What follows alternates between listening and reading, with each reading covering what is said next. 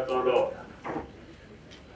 ఆర్థికపరమైనటువంటి ఇబ్బందులున్నా ఆనాడు రాహుల్ గాంధీ గారు ఇచ్చినటువంటి వాగ్దానాల మేరకు కాంగ్రెస్ పార్టీ ఇచ్చినటువంటి హామీల మేరకు అన్ని శాఖల్లో ఉన్నటువంటి సమస్యలను తీర్చడం కోసం ముఖ్యమంత్రి, కేబినెట్, అదేవిధంగా ప్రభుత్వం యావత్తు కూడా సర్వశక్తుల వంటి ప్రయత్నం చేస్తా ఉంది. గత కాలంలో అనేక శాఖల్లో అనేక అవకతవకలు జరగటం, అవినీతి జరగటం, వ్యవస్థల యొక్క అడ్మినిస్ట్రేషన్ కూడా పద్ధతిలో లేకపోవటం, ప్రజలు ఈతి బాధలకు గురవటం, దానివల్ల ఈనాడు కొన్ని సమస్యలు మనకు ఉత్పన్నం కావచ్చు. ఉదాహరణకి ధాన్యం సేకరణ తీసుకోండి. అస్తవ్యస్త విధానాల వల్ల 50,000 కోట్ల రూపాయలు సివిల్ సప్లైస్ కార్పొరేషన్ బాకీ పడింది. గత ప్రభుత్వం యొక్క అవినీతి కావచ్చు, అనాలోచిత నిర్ణయాలు కావచ్చు, అక్రమాలు కావచ్చు, ఆ 50,000 కోట్లలో ఉత్తమ్ కుమార్ రెడ్డి గారి ఆధ్వర్యంలో 10 నెలల్లోనే 10,000 కోట్లు అప్పు తీర్చి మళ్ళీ ధాన్యం సేకరణ మొదలుపెట్టాం. దానికి సంబంధించినటువంటి మిల్లర్స్ తోటి సమస్య వచ్చింది, ట్రాన్స్పోర్ట్ తోటి సమస్య వచ్చింది, అకాల వర్షాలతో ఆలస్యమైంది. అయినా సరే యంత్రాంగాన్ని గేరప్ చేసి దేశంలో అత్యధికంగా పంట సాగు అయినటువంటి రాష్ట్రం, అత్యధిక వరి పండించినటువంటి రాష్ట్రంగా ఈనాడు తెలంగాణ రాష్ట్రం అగ్రభాగాన నిలిచింది. కాబట్టి దయచేసి 1,53,00,000 టన్నులు కూడా ఈనాడు పండించినటువంటి రైతాంగానికి మనందరం కూడా ధన్యవాదాలు తెలియజేయాలి. కష్టపడ్డటువంటి రైతులకి ముందుగా వచ్చినటువంటి దీపావళి కంటే ముందు వచ్చినటువంటి అకాల వర్షాల వల్ల కొంత ఇబ్బంది వచ్చినా జిల్లా కలెక్టర్ గారు కేవలం 3 వారాల్లో ఆమె జాయిన్ అయిన తర్వాత అత్యధికంగా వరి పడినటువంటి మన జిల్లాలో ఆమె గారు రేయింబౌళ్ళు కష్టపడి సిస్టమ్స్ అంతా కూడా స్ట్రీమ్ లైన్ చేసి కొనుగోలులో నేను కూడా 2-3 సెంటర్లు చూశాను. సూర్యాపేటలో కానీ నల్గొండలో కానీ ఎక్కడ ఇబ్బంది లేదు, సవ్యంగానే జరుగుతుంది అని చెప్పి రైతాంగం చెప్పుకునే పరిస్థితికి వచ్చారు. ఎక్కడైనా సమస్య తలెత్తవచ్చు. ఇంత పెద్ద మొత్తంలో మనం కొనుగోలు చేసేటప్పుడు ఎక్కడైనా సమస్యలు వస్తే శాసనసభ్యులు కానీ, ప్రజాప్రతినిధులు కానీ, వేరే డిపార్ట్మెంట్ అధికారులు కూడా మీరు ఆ ప్రాంతాలకు వెళ్ళినప్పుడు పర్చేసింగ్ సెంటర్స్ ని పరిశీలించాలి. తప్పకుండా ఏదైనా సమస్య ఉంటే ఆయా శాఖల అధికారులకి, మీ మిత్రులకు తెలియజేయాలి. ఇక్కడ ఈ రకమైన సమస్య ఉంది, వెంటనే పరిష్కారం చేయండి అని చెప్పి. కాబట్టి అందరం కలిసి ఒక టీముగా అధికారులు, ప్రజాప్రతినిధులు అందరూ ఒకటే అనుకొని ఈ జిల్లాతోటి నాకు చాలా కాలం అనుబంధం ఉంది. పూజలు జానారెడ్డి గారితో సమావేశాల్లో పాల్గొన్నటువంటి నేను ఇప్పుడు ఆ కుమార్ మిత్రులతో పాల్గొనవలసి వచ్చింది. అయినా సరే సంతోషం. ఇప్పుడు రఘువీరు పార్లమెంట్ సభ్యుడిగా అత్యధిక మెజారిటీతో గెలిచి వాళ్ళ నాన్నగారి గౌరవంతో పాటు నల్గొండ జిల్లా యొక్క కీర్తి ప్రతిష్టలు పెంచేదానికి కిరణ్ కుమార్ రెడ్డి గారి సహకారం తీసుకొని, గౌరవ శాసనసభ్యుల యొక్క సలహాలు తీసుకొని అధికార యంత్రాంగాన్ని మొత్తం అందరం ఒక అన్నదమ్ములాగా అభివృద్ధి కార్యక్రమాన్ని తీసుకెళ్లాలి. మంత్రులు వెంకటరెడ్డి గారు, అదేవిధంగా ఉత్తమ్ కుమార్ రెడ్డి గారు ప్రధానమైనటువంటి శాఖల అధిపతులుగా ఈనాడు ప్రభుత్వంలో ఉన్నారు.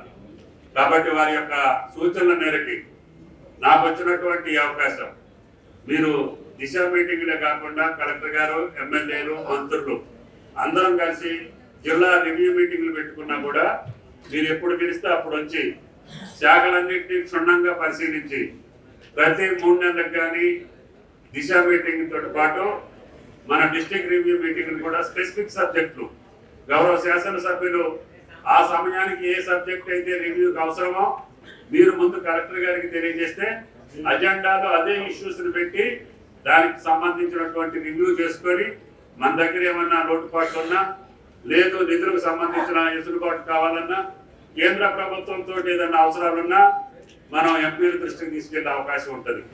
కాబట్టి జిల్లా అధికారులు, జిల్లా శాసనసభ్యులు మన జిల్లాకు ఉన్నటువంటి సమస్యలన్నింటినీ అవగాహన చేసుకోవటం, అదేవిధంగా ఎంపీలు కూడా కేంద్ర ప్రభుత్వంలో ఉన్నటువంటి పథకాల యొక్క అమలు గత 5 సంవత్సరాల్లో మ్యాచింగ్ గ్రాంట్ ఇవ్వకపోవడం వలన మనకన్నీ కూడా కేంద్ర ప్రభుత్వం నిధులు ఆగిపోయినాయి. మొన్న ముఖ్యమంత్రి గారిని అడిగి ఒక్కొక్క స్కీమ్కి మళ్ళీ నిధులు ఇవ్వటం మొదలుపెట్టాం. తప్పకుండా కేంద్ర ప్రభుత్వం ఇచ్చేటటువంటి అన్ని అవకాశాలని తప్పకుండా మన రాష్ట్రం వినియోగించుకుంటుంది. దానికి మీ సహాయ సహకారాలు కావాలని చెప్పి గౌరవ పార్లమెంట్ సభ్యులకి విజ్ఞప్తి.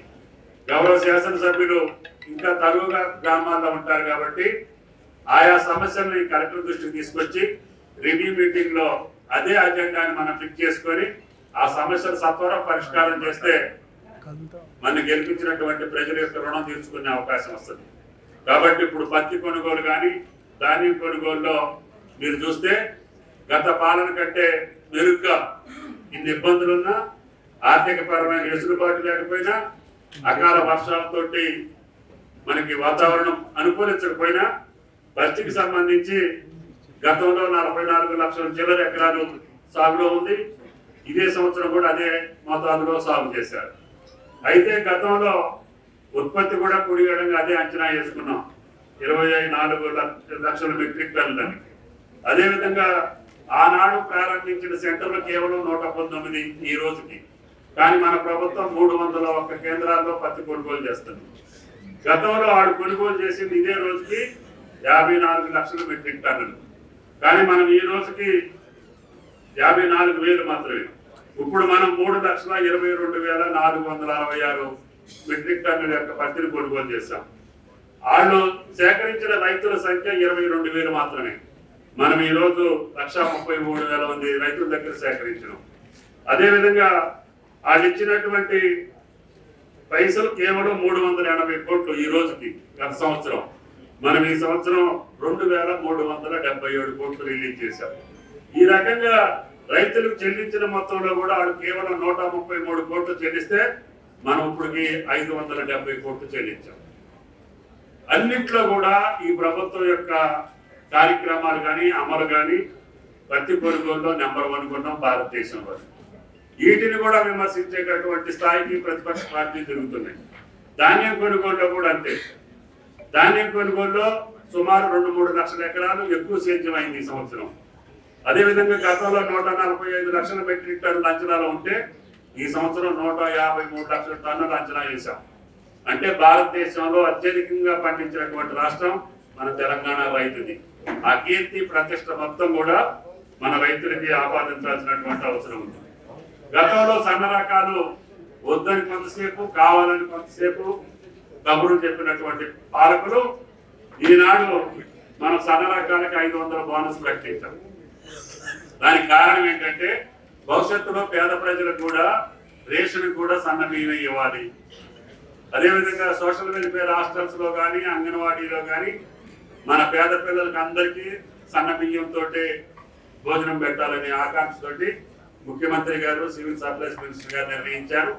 రేపు రాబోయే కొద్ది రోజుల్లోనే సన్నధాన్యాన్ని సన్న బియ్యాన్ని మనం పేదలకు ఇవ్వాలనేది ఈ ప్రభుత్వం యొక్క ఆకాంక్ష. అందుకని 500 రూపాయలు బోనస్ ప్రకటించడం వలన గతంలో 25 లక్షల ఎకరాల్లో సన్న బియ్యం సాగు చేస్తే ఈ సంవత్సరం 40 లక్షల ఎకరాల్లో సన్నధాన్యాన్ని సాగు చేశారు. అదేవిధంగా దొడ్డు రకాలు గతంలో 40 లక్షలు ఉండేది, ఇప్పుడు కేవలం 25 లక్షలకే పడిపోయింది. అంటే మనం 500 ఇస్తామని చెప్పి రైతులు సన్నధాన్యాన్ని సేద్యం చేశారు. అది ఈ రాష్ట్ర పేద ప్రజలకి పేద విద్యార్థులకి అందించాలనేది ఈ ప్రభుత్వం యొక్క లక్ష్యం. అదేవిధంగా అన్నిట్లో కూడా టాపున్నాం. గతంలో వాళ్ళు కేవలం ఈ రోజుకి 17 లక్షలు సేకరిస్తే మనం 18-19 లక్షల దాకా సేకరించడం జరిగింది. ఎందుట్లో కూడా గత ప్రభుత్వానికంటే ఈ ప్రభుత్వం వెనకబడలేదు. దృష్టి పెట్టాం, ప్రణాళిక వేసుకున్నాం. వాతావరణ పరిస్థితులు కలిసి రాకపోయినా నిధులు కొన్ని రోజులు ఇబ్బంది పెట్టినా అందరినీ ఒప్పించి మెప్పించి కేంద్ర ప్రభుత్వాన్ని కూడా ఒప్పించి ఈ రోజు ధాన్యం సేకరణ చేస్తున్నాం. అది తెలంగాణ ప్రభుత్వం కాంగ్రెస్ ప్రభుత్వం యొక్క లక్ష్యం. కాబట్టి ఇటువంటి మంచి కార్యక్రమాలను కూడా అభినందించలేనటువంటి ప్రతిపక్ష పార్టీలు, అధికారం కోల్పోయి కొంతమంది, అధికారం కావాలని కొంతమంది రైతుల్ని అయోమయం సృష్టించాలని, రైతుల్ని అగాధపాలు చేయాలని, రైతుల్ని అడ్డం పెట్టుకొని రాజకీయ పబ్బం గడుపుకోవడానికి ప్రయత్నం చేస్తున్నారు. అధికారులు ఎక్కడా కూడా దానికి అవకాశం ఇవ్వదు. కాబట్టి డీటెయిల్స్ అన్ని ఎప్పటికప్పుడు ప్రజలకు తెలియజేయాలి. తద్వారా ఈ ప్రభుత్వం కమిట్మెంట్ తోటి ముందుకెళ్తుంది. కాబట్టి మీరు కూడా అధికారులు చేయి కలపాల్సినటువంటి అవసరం ఉంది. గతంలో కొన్ని అసౌకర్యాలు జరిగి ఉండొచ్చు, మీకు కొన్ని ప్రభుత్వ పరంగా ఇబ్బందులు వచ్చి లేకపోతే ఒత్తిళ్ళు వచ్చి కొన్ని తప్పులు జరిగి ఉండొచ్చు. మీ అందరి యొక్క దైవాన్ని వచ్చినటువంటి ఈ ప్రభుత్వం మిమ్మల్ని కడుపులో పెట్టుకొని చూడటానికి ఎంత అవకాశం ఉంటే అంత మేము ప్రయత్నం చేస్తాం. కాబట్టి దయచేసి అందరూ అన్నదమ్ముల్లాగా ఐక్యంగా ప్రజాప్రతినిధులను కలుపుకొని ప్రజా సమస్యలు తీర్చడానికి మీరు ప్రయత్నం చేయండి. ప్రభుత్వ పరంగా ఏ అవకాశం ఉన్నా కూడా మీకు సహకరించేదానికి మేము సిద్ధంగా ఉన్నాం.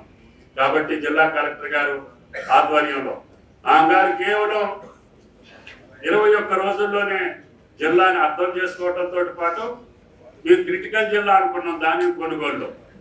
గారు 1000 పౌరులు కష్టపడి స్ట్రీమ్ లైన్ చేసి ధాన్యం కొనుగోలుని ఒక పద్ధతిలో సేకరిస్తున్నటువంటి దానికి సంతోషంగా జిల్లా రైతాంగం పక్షాన జిల్లా యంత్రాంగానికి కలెక్టర్ గారికి ప్రత్యేకంగా ధన్యవాదాలు తెలియజేస్తూ తప్పకుండా భవిష్యత్తులో శాసనసభ్యులు జిల్లా కలెక్టర్ గారు అందరూ ఎప్పుడు ఆదేశిస్తే అప్పుడు మనకు ఉన్నటువంటి సమస్యలు రివ్యూ చేసుకొని రాష్ట్ర ప్రభుత్వంలో ఉన్నటువంటి సమస్యలు పరిష్కరిస్తూనే కేంద్ర ప్రభుత్వం ద్వారా మనకు రావాల్సినటువంటి వాటాని మనం తెప్పించుకోవడం కోసం గౌరవ పార్లమెంట్ సభ్యుల సహకారం తీసుకొని ముందుకెళ్తాం. మరిన్ని వీడియోస్ కోసం ఛానల్ ని సబ్స్క్రైబ్ చేయండి. లేటెస్ట్ అప్డేట్స్ కోసం వాట్సాప్ ఛానల్ ని ఫాలో అవ్వండి. ఆ లింక్ డిస్క్రిప్షన్ లో ఉంది.